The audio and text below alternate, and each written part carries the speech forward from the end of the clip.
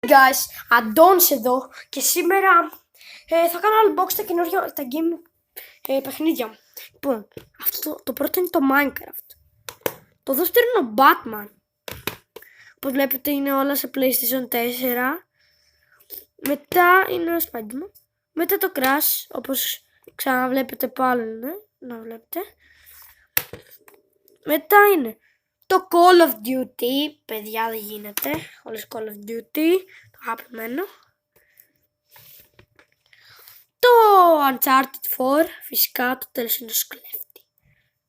Ναι, εκεί πάνω λέει μόνο στο PlayStation.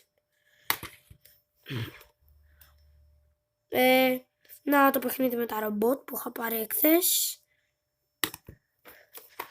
Να και το Lego City μας που το πήρα πάλι εχθές. Με αυτό το παιχνίδι με τα ρομπότ. Κοιτάξτε πως με κοιτάει λίγο το λάμα. Το έχω βάλει να μου κάνει λίγο παρέα. Γιατί με κοιτάζει έτσι.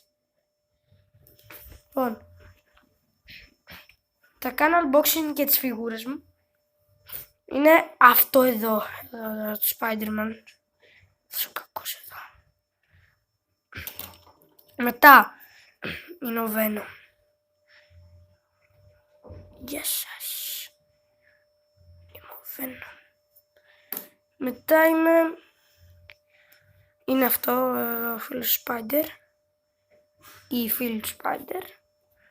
Νομίζω η φίλη, γιατί νομίζω την έχω δει ξανά και είναι ο Spider-Man.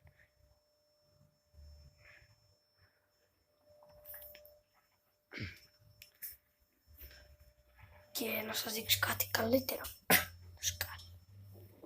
Γεια σας παιδιά, αυτό ήταν το βίντεο. Ελπίζω να σας άρεσε. Κάντε ένα like, ένα subscribe και γράψτε στα σχόλια τι σας άρεσε τα gaming παιχνίδια μου.